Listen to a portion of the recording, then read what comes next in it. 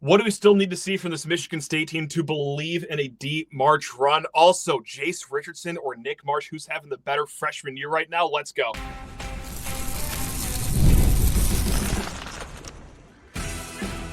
You are Locked On Spartans, your daily podcast on the Michigan State Spartans, part of the Locked On Podcast Network, your team every day. Spartan friends, Spartan family, Locked On Spartans listeners, thank you all so much for tuning in to Locked On Spartans. It's your team in green and white 5 days a week. Please rate, review, subscribe, comment below. If you are already believing in a deep run march for this Michigan, for this Michigan State team. Guys, it's Connor Muldowney. Connor, how on earth have you been? It has been a joyous weekend over here. I don't know if you saw the game on Friday, but just hypothetically, if you did catch all 2 hours of that, is there anything even 3 days removed from that game that you're still thinking about just over and over and over again?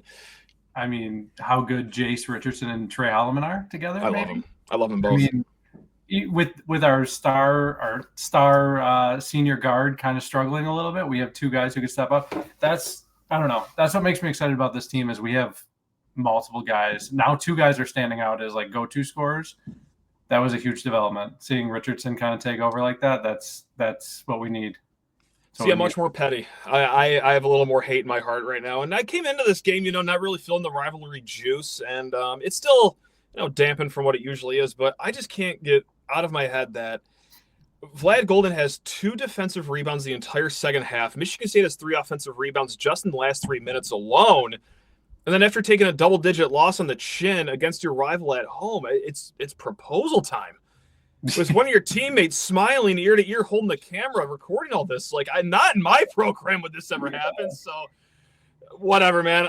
We'll see them again here in about 2 weeks. That'll also be a great matchup, I'm sure. But, yeah, just had to celebrate this one. This one goes far beyond the 24-hour rule, especially after, the great wins against Purdue and Illinois. What a week for Michigan State basketball. But, Connor, is it enough for you to believe in a deep March run? Have you seen enough, or is there still something that you are looking for with this team? I mean, I've been a believer since, December, honestly. Let's go. But obviously everybody kind of jumped off the bandwagon when we went on that. We just need to start expecting a 3-4 game, just skid every year. I think we just When will we learn? When will we ever learn? Because every single time everybody jumps off the bandwagon, it's almost like a prerequisite to a Final Four run. I'm not saying that this year is a Final Four. I'm just saying, look at all the Final Four teams. Look at 2020 before the tournament got canceled. We're not going to talk about it. But what was it? That was the Illinois game that went on the road to beat Illinois on the Xavier Tillman dunk. That's right. The year before was the Cassius Winston halftime buzzer beater against Maryland. That was the game after a losing streak, and we won that one. Yeah. I mean, it just seems to happen every single time we have a good team. We just need to let them figure it out and stop hitting the panic button, because the overreactions on Twitter were diabolical.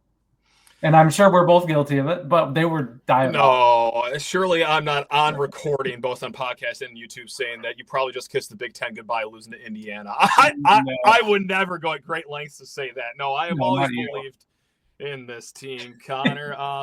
No, I'm glad you brought up that skid, because we brought it up a few shows ago, but in 3 of the last 5 Michigan State regular season titles in the Big Ten, they've actually had to fight back from a 3-game losing streak. And while it wasn't a 3-game losing streak this year, still 3 games in a 4-game span. Things were a little rocky, but such is life in Big Ten basketball, such is life here at Michigan State sometimes, and now they're in the driver's seat for a Big Ten title. But, and believe me, I think this team can do something in March, but for me to just go completely over the hump and borderline expect them to go far in March, I'm going to point to the obvious number right here, and it's the 3-point number, Connor. Still baffling. Top 10 in free throw shooting, they are bottom 30 in 3-point shooting. It's very hard to see this in college basketball, but right now, 29% from 3, which is good for 348th in the nation. Of course, you didn't see that on Friday. They shot a smooth 40%, so thank you very much for that one, guys. But the reason that I'm a little about all this is because, there are numbers here to back this up, unfortunately. And this is what we talked about with Anthony Ianni. This is a few weeks ago, and it still remains the same, that when I looked at the last 10 tournaments, I looked at the 40 combined Final Four teams that obviously reached the Final Four. 10 times 4, that's 40 teams. Look at that math that we're doing over here at Lockdown Spartans. Of those 40 teams, just 11 of those teams were outside the top 100 nationally in three-point percentage, okay? And 8 of those 11 teams, yes, were still outside the top 100, but they were still above average. So that means just 3 out of the 40 Final Four teams in the last 10 tournaments were below average nationally. And even then, like, they weren't in the 300s. I think the worst that it got was South Carolina in 2017. They were 241st. So I know it's just one aspect of the game, just one aspect of offense, but like it seems to be important that you need the three-point ball to fall here, or you're going to be Iowa State last year, who had a great regular season, almost won the Big 12. They did win their conference tournament title, and then, well, it doesn't matter how good their defense was. They turned back into a pumpkin in the Sweet 16, bad three-point shooting. That aced them out. So, look, I don't mean to bring the mood down during such a joyous run here for Michigan State, but for me, it is that three-point shooting. So if we could have Akins, and not to put it on one guy, but this is one guy I'd like to see turn things around here. Jaden Akins can refine his three-point ball, who's shooting a career worst 28% right now, and even worse since the start of February, 24% on 8 of 33 shooting. I feel a little bit better if he could turn things around here. Am I panicking too much? Does everything else that Michigan State does well make up for that, Connor, or did I just strike fear into your heart over there with a bunch of numbers? No, I mean, I agree the three-point shooting is horrible, but like, if you were given the option, would you rather be an elite free throw shooting team or an elite three-point shooting team? Ooh, that's a good one. I think you need free throws to win game. Like, at the end of games, you're not shooting threes, you're not jacking up threes. Like, I get that we probably would be, 25-2, whatever record, if we actually had like a decent three-point shooting team, but we've shown we can win without that. We've also seen Michigan State teams who shoot the three really well that have flamed out because of that in the tournament. Like, look at Middle Tennessee, Syracuse, great times. You live by the three, you die by the three, and luckily we haven't really died by the three because we've never lived by it. So, if we stick to like 12 to 15 attempts per game, I feel like that's when we're kind of playing well. That's when we're kind of getting out and running, and we don't need the three. I think that's we can make 5 or 6 of those. I'm sorry for bringing the mood just a little down, but yeah, just hey, you know what? This is a blue blood program. We have high expectations, so like, what else is missing? But let's end this segment on an upbeat note because, well, I don't shoot the three-point ball well, and usually, that's what you need to fight your way back when you are down big, like against Illinois, for example, or even Michigan. They went up a sizable chunk. It's actually the defense that's keeping Michigan State in these games. So I have 3 defensive stats that I just want to rattle off, and you pick your favorite one, Connor. What one has impressed you most of the following about this Michigan State defense? Is it that in the last 3 games that they have surrendered just 14 total points in the last 5 minutes of those games? So in the last 5 minutes of Illinois, 0 points. They gave up 11 in the last 5 minutes against Purdue. -2, right? Sorry? -2 against Illinois in the last. -2 if you're going to watch the scoreboard and the goaltending that was kind of back. So that is true. 11 against Purdue, so like just fine. But 3 points given up against Michigan in the last 5 minutes. Or is it stat number 2? And Michigan State just held a team under 70 points for the 7th time in the last 8 games. And hey, you know what? We just talked about how bad Michigan State is at shooting the three-point ball. They're shooting at 29.6%. You know who's shooting it worse than that, Connor? Michigan State's opponents so far this season. They're holding teams to 29% shooting, 0.6 worse than Michigan State's offense, which is, by the way, 7th best in the country for MSU's defense. So of those stats, this one's got your ears perked up a little bit more. What do you got? They're both pretty good. It doesn't feel like every time we play a team, like some random dude just makes like 5 threes. So that's kind of crazy to me. Tale as old as time, yeah. But I think the 14 points in the last 5 minutes of the past, that's an insane stat. It's ridiculous. Like, yeah. That's like locking down. That's like stepping on the throats. That's what we've always wanted, is just stepping on throats and just, I mean, we've turned 1-point games in the final 5 minutes to 14-point wins. So I think I got to go with that stat. That's crazy. Because a lot of people, like they've cried and whined, myself, about not having a guy late in the stretch. But what if your guy is just the 5 that you have on defense, shutting off all the valves on the other team? That's what we've seen the last week. So, hey, you know what? who's to say? Maybe that takes his team far in March and gets them a Big Ten title. We're going to talk more about this team, of course, get some mailbag questions. But first, I need to talk everyone's ears off about PrizePicks, the leader in daily fantasy sports, guys. Now, March basketball is here, and there's no better way to get in on the action than with PrizePicks. Like I said, the best place for daily fantasy sports. With PrizePicks, you pick more or less on at least 2 player projections, and if you're right, you can win up to 1,000 times your cash. It's fast, it's easy, and it keeps every game exciting. So right now, I'm looking for Jason Tatum more than 29 points and Anthony Davis for more than 12 rebounds. And the best part is that you could just make these lineups so quick. Like I made my last one and it felt like 30 seconds. You could just do it over a commercial break before the game tips off. Also, it's a nice little bonus. Well, when you win, you get your money in your account in as little as 15 minutes. There is no waiting around. Download the app today and use code LOCKEDONCollege. That's all one word, LOCKEDONCollege, to get $50 instantly after you play your first $5 lineup. That's code LOCKEDONCollege for $50 instantly after you play your first $5 lineup. It's PrizePicks. Run your game. Let's drag it back out here. It's the one, the only Connor Muldowney, and I tweeted this out as I'm watching St. John's absolutely feed UConn through a wood chipper on Saturday. And I'm thinking there's nothing more inevitable in life than St. John's getting the 3 seed, MSU getting the 2 seed, or vice versa in the same region by the committee. The last of a dying breed matchup here. 2 coaches that are north of 70 that are still stuck in their own winning ways. Is that the biggest tournament inevitability, or what just seems clear to you right now, if anything else? I mean, we're getting in Duke's region. No, I mean, that's Sharpie that in right now. I mean, you might as well just type that out. Like, we're getting either a 2 or a 3 in Duke's first overall region. 100%. I'm afraid so. Yeah. And I mean, unfortunately, this might be the best Duke team in, like, I don't know, a decade. So, but the St. John's thing makes sense. I could see us in Duke's. I could see us getting, like, I don't know. I thought about this a lot. Like, I don't know what Drake's outlook is seed wise, but I could see us getting like a 3 seed with Drake being a 14. Okay, gotcha. Like, I could just see the committee just giving us the toughest possible lower seed, and then putting us in Duke's region, and then like having, I don't know, like Iowa State is the 5 seed. It would just be some BS region where we get every tough matchup every round. Look at us, February 24th, already having a doomsday outlook at the March Madness bracket. This is Michigan State basketball fan right here. We are ready. I would also put $500 US cash on Michigan State 3 seed with Vanderbilt, AJ Hogarth's Vanderbilt, as the 11 seed in that opposite game of us. That's a lock. Right now you can get those odds on FanDuel at -700 to happen. So no shortage of great, just made for TV matchups. And surely Hogarth wouldn't go off against us. Like, absolutely not. He wouldn't just hit threes and do what he was supposed to do here against us. No, that wouldn't happen. He wouldn't airball layups like he did against North Carolina last. No, I'm sorry. We're keeping it upbeat. I'm sorry. I'm sorry. We're not talking about it. I've got to work on growth here. I'll wear that one. That was big of you, guys. I'm impressed. Thank you. So Jeff writes in a mailbag question. Actually, I shouldn't say this. He wrote in a mailbag question a few weeks ago, but it was such a good one that I sat on it, kind of like how you just sit on like a nice aged liquor or wine or whatever you fancy people do out there.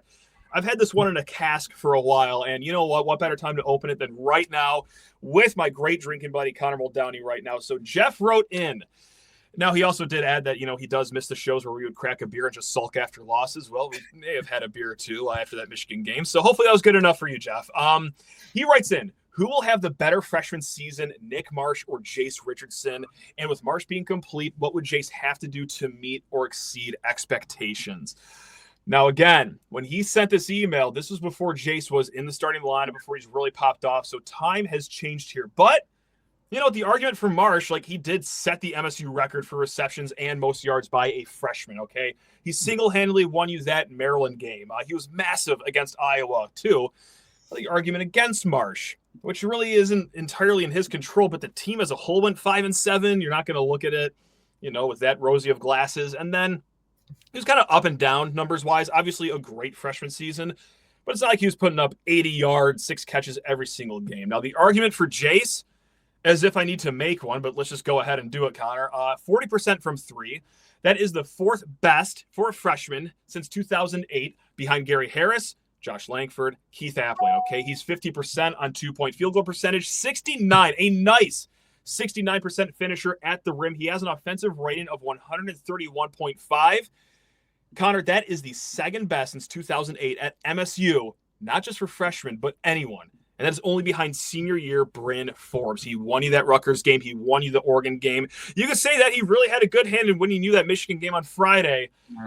And the argument against Jase is you're going to have to be creative with this one. Like, he doesn't buy every fan Melting Moments ice cream sandwiches at Breslin Center. I got nothing for argument against Jase right now. So at this point, is it obvious that it is Jase, or are you going to go with the actual record setter, Nick Marsh here? Take it away. I think it has to be Jase because he has a bigger, like you said, this is no knock on Nick Marsh, but Jase has a bigger overall impact on the game. Like, we've won 2 or 3 games because of him kind of, taking over. And the only knock, I think the only thing I have against Jase is that he doesn't shoot enough. Sure. Like, I don't think, was there a stat there? He hasn't attempted 14 shots in a game this year, which is just mind-boggling, especially, and he's the most efficient player I can remember watching. Like, if he's driving in the lane, there's a 90% chance he's there getting fouled or making some insane, like, floater on the run. So you got to go Jase, especially because he still has so much time to, like, lead Michigan State to a, Final Four run, win the Big Ten. And Michigan State football went 5-7. So it's easy to look down on Marsh, even though he had a crazy season. But and also nobody expected Jase to be this good this early. We kind of all expected Nick to be the star. So, yeah, I think it's got to be Jase. I think it's got to be Jase, even though Nick is so fun to watch, and like he could very well have like an All-American type career at Michigan State. But I mean, Jase is an instant impact, like taking over games, single-handedly leading us to wins type of impact. That's crazy because, like, after the Iowa game, let's just take, like, the last good memory of that Michigan State football season. Like, if we told everyone that, Nick Marsh wouldn't be the biggest freshman on campus, you'd think we're crazy. Or you would think that he would already have transferred by now. And, we just got to go to the freshman number 2, whoever's walking around Shaw Lane right now. But no, like, Jase has had this impressive of a season, and maybe he hasn't taken that many shots yet because they're just waiting for him to empty the clip in March. Like, he'll put up 21 shots per game starting on, when does the tournament start? March 20th or whatever? Here's an interesting question, too. Is this, like, the first time ever that we've had 2 true freshmen be our best players? Whoa. Oh, God. Like, right now on the spot, it has to be, right? Has to be. Like, in the same year? Like, they're our best player. Like, Nick Marsh was the best player on the team, I think, probably. Yeah. I'm trying to go through, like, really great freshman basketball players. And, like, okay, because 2017 or 18 Miles Bridges freshman year. Okay, he was great, but I don't remember any stellar. It's hard to find stellar freshmen in football. Yeah. Right? Like, because true freshmen in football are just not. It doesn't happen, really. Yeah. I mean, unless your name is Nick Marsh or Jeremiah Smith, Ryan Williams, of course. But, yeah. Even a redshirt freshman, though, like, this is the first time 2 freshmen have been our best players in the biggest sports. I'm sure, like, someone's going to burn me on, like, hey, Gary Harris is really good in, what would that be, 2013, 14. Yeah. And that was the Rose Bowl year. But, like, that was a pretty, like, not, they weren't, like, elderly, but, like, that was a pretty experienced team, right? Like, obviously, Connor Cook was a sophomore, but I don't remember any freshmen. Again, I'm sure someone's going to burn me on this one. Yeah. Like, Charles Rogers, maybe? I honestly don't know. Man. But then we had upperclassmen that in basketball. I don't know. That's a good question. Someone do the research.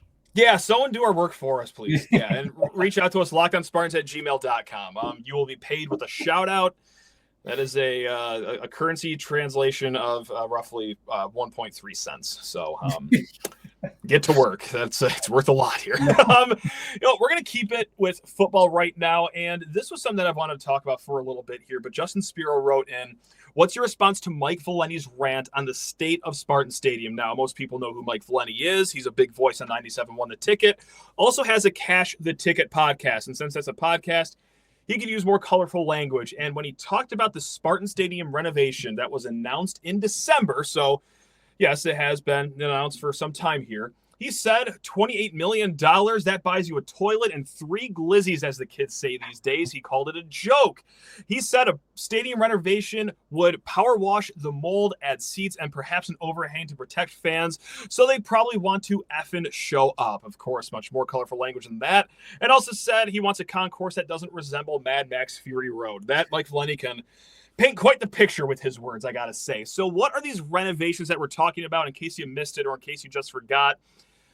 Alan Haller in a statement wrote, "It's an exciting new day for Michigan State athletics and Spartan football." That's how it started. And then he announced they're going to replace the video boards. So not like new ones, not even bigger. They're just replacing the video boards because they're at the end of their life expectancy. Enhancements to the West Tower, levels 4, 7, and 8, a.k.a. the club sections and the suites. And then, quote, a plan for future modernization. That is a $28 million renovation they announced. Are you underwhelmed? Are you fired up about this? Do you not care, Connor? Just go ahead and bat first on this one. I mean, I both don't care and am underwhelmed. Like, I do care because I think our stadium from the outside looks horrendous. Like, which I like. I'm on record saying I like. I like it looking like a prison. So I'm in the minority here. It is definitely giving off woodshed vibes, 100%. Yes, yeah, $28 million. Like, that's nowadays, that's really not going to get you much. Like, the scoreboard probably costs like what, $20 million of that. Like, I'm sure the scoreboard was more than half of what the whole thing is. And like improving the club level seating, like, great, but like people are sitting on, you know, literal benches, like you said, like from Friday Night Lights. It's actually, I don't know. It's underwhelming, but like it's been so long since there's been like an exciting upgrade to the Spartan Stadium that I'm like pumped about, that it's just it's whatever. I mean, I'm annoyed by it, but like I'm not losing sleep over it.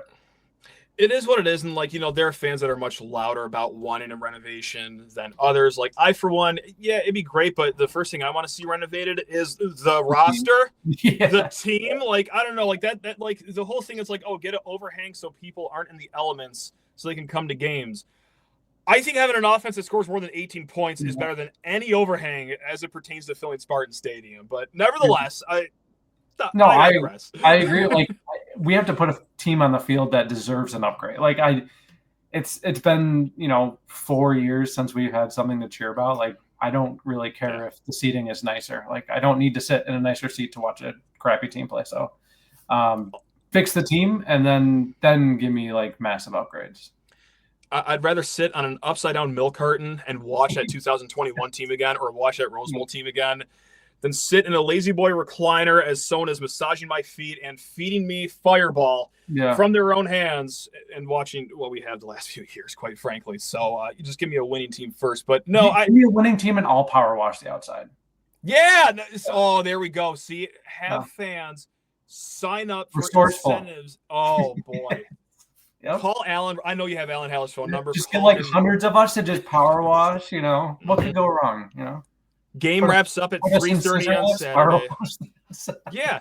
Game ends at 3:30 on Saturday. The whole thing's power wash by 6 because you have an army of power washers. Everybody stays after to power wash, Yeah, or like, you know what? Hey, next game, you beat Michigan. Great. You got everyone there with their power drills, replacing the metal bleachers with actual seats. Now, will the alignment be perfect? This could be after a few pops during the game. Like, no, but bring your own power tools.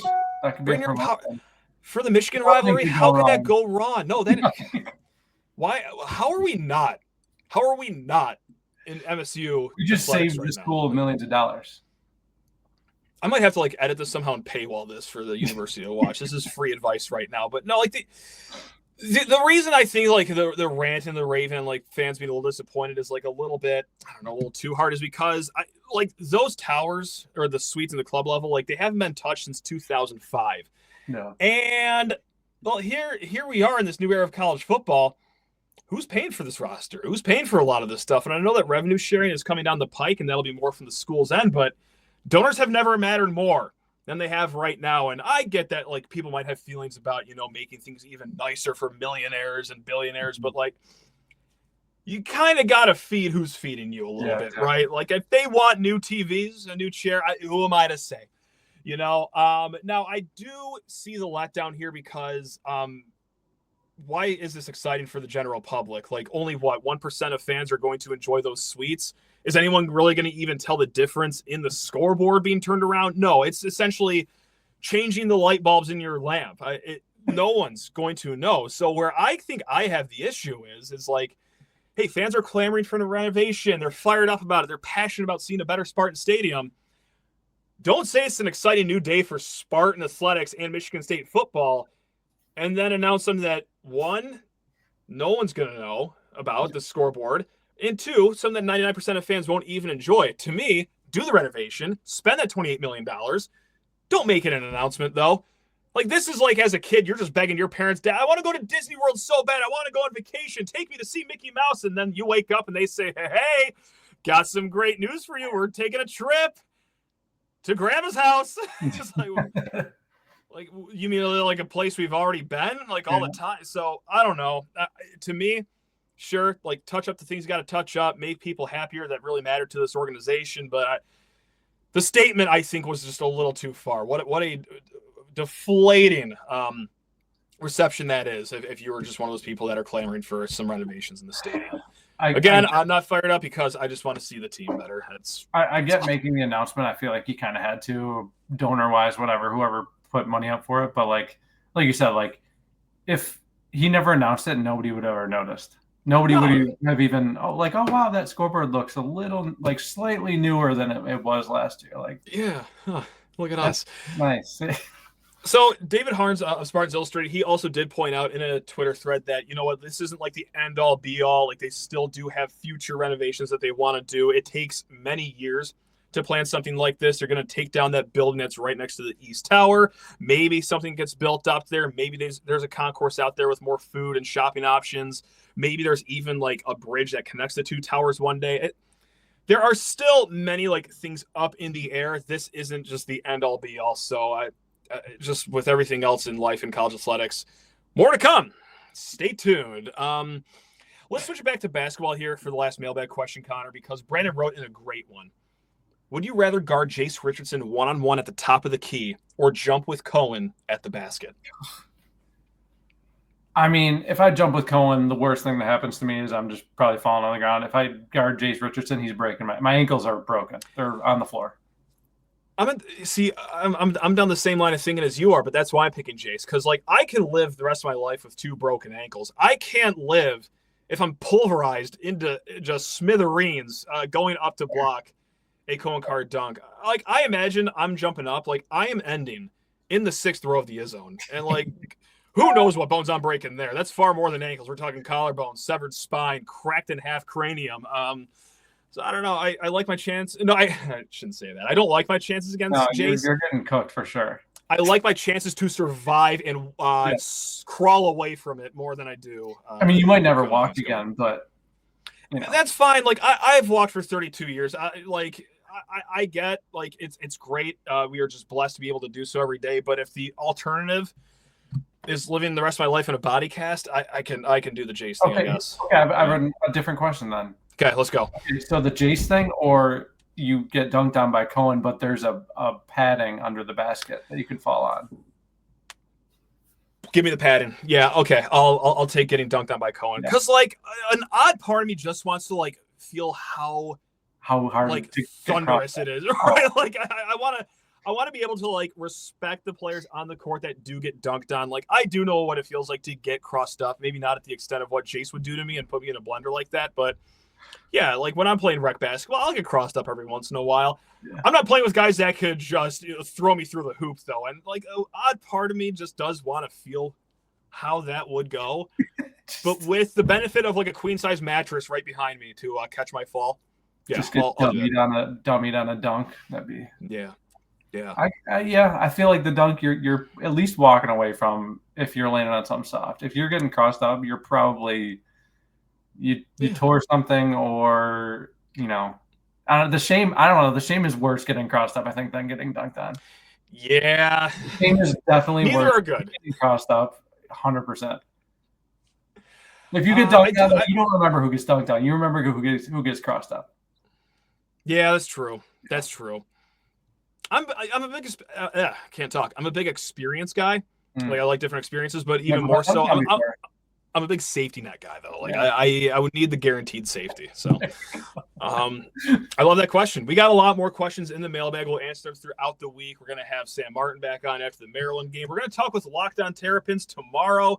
And then, oh boy, this weekend's no easy game either against Wisconsin. We'll talk with Locked On Badgers. It's going to be a full week of shows here at Locked On Spartans. Connor, cannot thank you enough. Anything you want to leave us with before we let you go enjoy the rest of your week, my man? No, I just appreciate you having me on, and here's to hoping Jase Richardson's the go-to guy moving forward.